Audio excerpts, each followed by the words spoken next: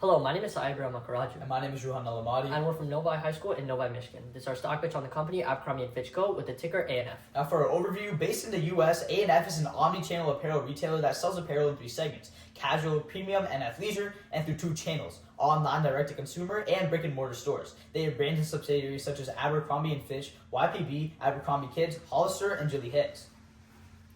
Now, our investment thesis goes as follows. We recommend ANF as a strong buy with a target price of $142.40 over the next 12 to 24 months for the following four reasons. Firstly, ANF is poised to have rapid market expansion. Setting up over 60 stores in Europe and Asia ensures stable revenue coming in for ANF, which is backed by DTC sales data. This DTC channel is also set to grow with rapid AI expansion and UX updates frequently. On top of this, ANF has a major subsidiary ecosystem which provides huge value because they can service anything from price points to quality to diversity of the clothes itself. No one has to leave ANF's ecosystem to get anything they need. ANF has the strongest supply chain efficiency in the game because of their omni-channel supply chain powered by AI predictive modeling. It's able to keep less inventory in stock and better predict what customers want, leading to comparatively excellent margins and revenues. In addition to this, they're uniquely positioned to have a positive long-run economic response to negative economic conditions because of the development of a K-shaped economy.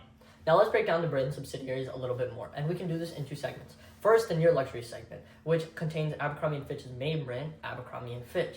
They service all their customer needs at that near luxury segment. Within this, they have YPB, which stands for Your Personal Best. They target men's and women's athleisure at that segment. And they also have Abercrombie Kids, which is Abercrombie just for kids. They specifically target at the market of Abercrombie that does have kids. On the flip side of this, we have the price effective segment, which contains the brand Hollister. Hollister is a California-inspired teen-themed store that focuses on price effectiveness. And within this, they have Gilly Hicks, which is a women's athleisure brand focused on price effectiveness. Putting this all together, we see that Abercrombie & Fitch has a $6.7 trillion market size. Now, because of the diversity of brands, there are multiple industries like casual fast fashion, an industry set to grow at 7% CAGR. The Abercrombie beats this with 15.6% CAGR because of their superior supply chain efficiency and cost of production. Moving on to premium and lifestyle, this industry grows at 3.8% CAGR, but we're well on pace to beat this with a 14% growth metric since 2024. Now, this segment cares a lot about quality and durability, which matches perfectly with Abercrombie's brand image, consistent with their strong reputation for providing quality. Moving on to global retailing industry is a 5-year CAGR of 5.4%, which has been steadily flattening out. But due to Abercrombie stores providing a unique and refined high-end feeling, ANF's in-person CAGR is almost twice the industry's. Moving on to e-commerce and retailing, this industry is lucrative and exceeds $4 trillion in estimated value, and it's also high growth with a 7.8% CAGR. But again, ANF significantly outgrows this with their own 15% CAGR due to proprietary AI modeling. Now, let's break down how ANF stacks up against their competitors. Firstly, with our moat analysis, we've determined that ANF has a wide moat compared to their competitors for two main reasons. Firstly, after their restructuring in 2023, their brand and intangible asset value has gone way up. We know this because of their commitments to sustainability and transparency, two things that customers very much care about in this target market. And on top of this, they have very high switching costs for both their segments. In their near luxury segment, they have a huge cost advantage compared to other luxury brands. And in their price effective segment, they have quality that no one else can match, making consumers stay with them. We can see this through their source of competitive protections, in which they have a huge diversity and range inside their product pipeline, which means no one company can take them down. We also know that they have a wide customer base, both geographically and demographically. This is supported with their sales from their omni-chain supply model and their DTC channel. And on top of this, their subsidiary ecosystem helps to contribute to a source of competitive protection as well. We can see this through Porter's 5-force analysis, in which we can see specifically that with the bargaining power of customers and with the intensity of competitive rivalries, Abercrombie is below the industry, ensuring that they have competitive protections. A financial analysis of ANF reveals they are bounds ahead of the market. In terms of profitability, they have steadily growing free cash flow and net revenue seen with TTM figures, and they have hefty margins with an EBITDA margin of 18.6%, 3 times the apparel industry average, and earnings yields of 13%, over 4 times the S&P average. ANF is making a lot of expansionary decisions to support growth, but we know we can trust these because of ANF's historically high ROCE, which is currently 63.48%, 6 times the industry average. Now, multiple key financial ratios tell us that ANF is significantly undervalued and financially healthy. A consistent P over B to ROE ratio tells us that their revenue growth is fueled by repeat sales rather than investment or speculation. And I'd like to point out the PB and PS ratios of ANF, which are both under 1, 0.73 and 0.83 respectively, indicating that ANF may be heavily undervalued. Now, let's go to what actually makes these healthy financials or their revenue drivers. Firstly, we have e-commerce expansion. Right now, DTC sales make up 60% of ANF's revenue, and this is only set to grow with further AI investment and frequent UX updates. Because of these factors, ANF creates a personalized shopping experience through all of their websites, leading to customers online spending 90% more on average than in store. This is also backed up with their diverse product pipeline. With their huge product pipeline, the use of AI makes it so that the customer has a niche shopping experience in general and almost feels like they have a personal assistant to help them curate their wardrobe. And all this is possible because of their heightened brand perception. ANF is simply the comeback story model, and with their clean and timeless look, there's something that customers have fell in love with and can't get more of. And we can break this down even further with their unit economics. We can see a black blank hoodie on the left side from Abercrombie and the equivalent from Hollister on the right. We can note that the marketing costs for Abercrombie are slightly higher by $1 on the left. However, for the price effective segment, the COGR and labor costs only $1 cheaper for Hollister on the right. For Abercrombie, this means that they can have a sales margin of 55.7%, and for Hollister, a 34.4% margin.